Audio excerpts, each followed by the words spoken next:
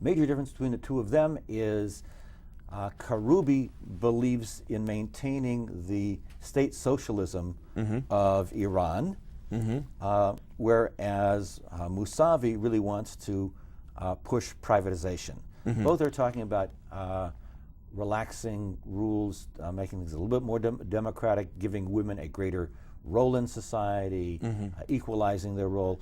But they all are Islamists. Now let's look at the... So it's more of a parochial type of reform. It doesn't change one iota the stance to the West or towards Israel or anything like that. Well, to the West, maybe also because they are a little bit more liberal. They want to be less confrontational, figuring that the confrontationalist approach of Ahmadinejad has made Iran that much more isolated. It's been counterproductive. It's not that they really want to be friendly with the West, but they want to see what's going to be the most bring practical. down the testosterone level. Exactly. The other two are high testosterone candidates, the hardliners. Mohsen Rezai, who's the former many-year commander and former of the Islamic Revolutionary Guard Corps, assigned by Khomeini as a young man to form a theological army to protect the Islamic Revolution, to make sure there wouldn't be any counter-revolution.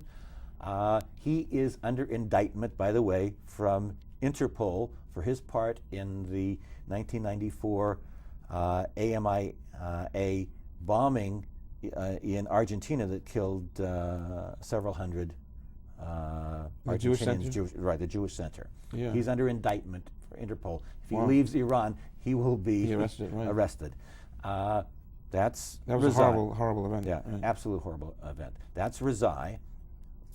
And the other candidate is running for re-election, Mahmoud Ahmadinejad, Mahmoud the Terrible. Now, do you think Mahmoud the Terrible is going to retain his presidency?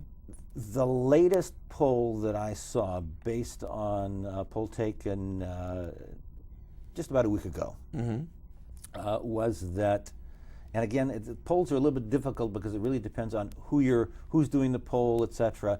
But this one sounded relatively accurate from what I hear from a variety of sources.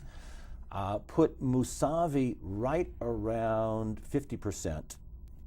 Mousavi is altogether, he kind of pulled out of politics for 20 years.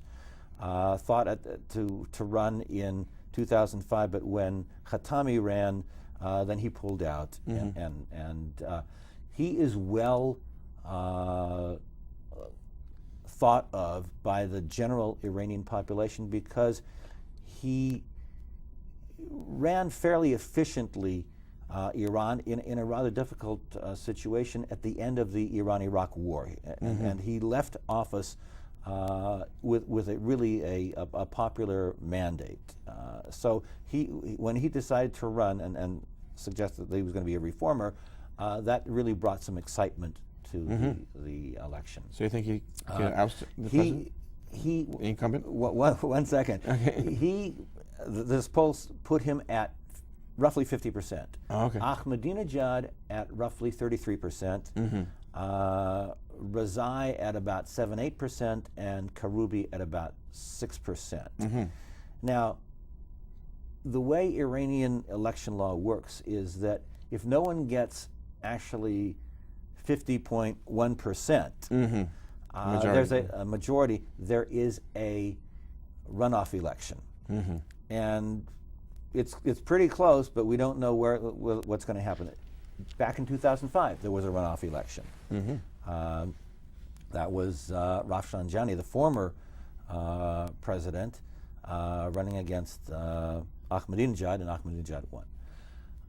So you have that. But altogether, even though it looks like Mousavi is well ahead, the problem is that there really are not free elections whatsoever.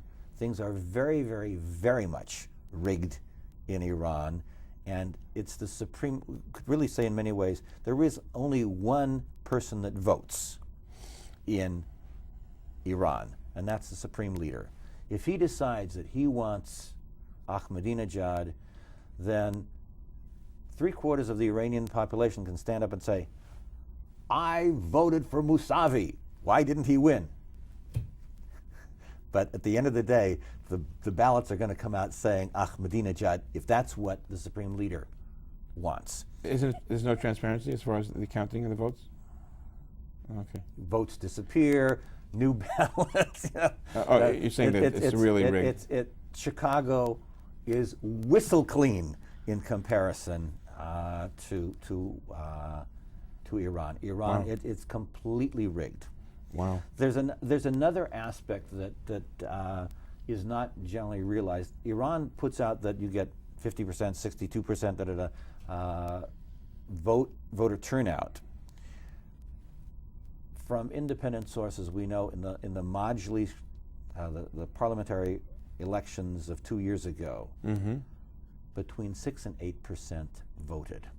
The Iranian approach to protest the government is to sit out elections, saying, we know this is a rigged election, we're not even going to show up. I see. So it's a stronger statement to show that. Right. That these so whereas we may be told after the elections that 70% or 60% voted, the truth is much more that probably between 5 and maybe 15%. Is that right? Wow. Will vote.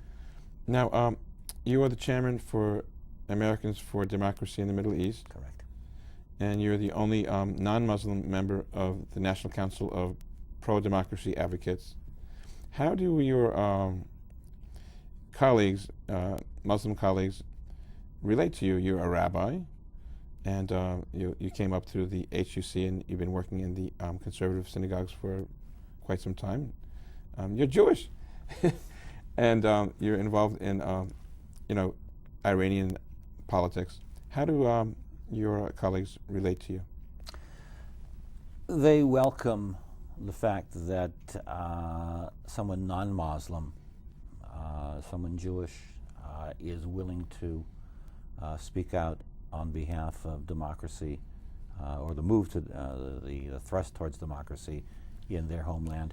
These are all people that, if they were to go back to Iran, as if I were to go to Iran currently, we would all end up straight from Meherbad airport, taken straight to Evin prison, which is the Sing Sing of Would you be executed? Most likely. They would be, I would be tortured and eventually executed. The regime has made it clear that they do not like me in a variety of electronic messages. Now, this general group, this uprising counter-revolutionary force, Mujahideen al-Khalq. Correct.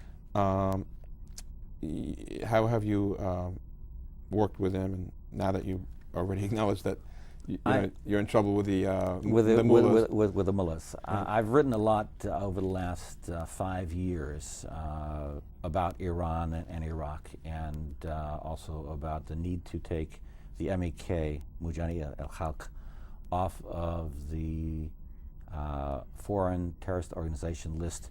A move that was done. Terrorist organization. Yeah, how did they ever get? Aren't those the good guys? Foreign terrorist organization list is a list from the State Department of a variety of organizations, terrorist organizations, as the State Department sees it. Just the United States State Department. Now, just to give you a little bit of an idea about how current our State Department is on its politics, the African National Congress, ANC, and Nelson Mandela were still on it until Nelson Mandela's 90th birthday last summer, when finally they decided, since they wanted to congratulate him, the White House wanted to congratulate him, they better take them off the list. But for all these years, since they never took them off the list. Who put the Mujahideen al-Khalq on the list in the first place? This was done by the Clinton-Albright administration in 1997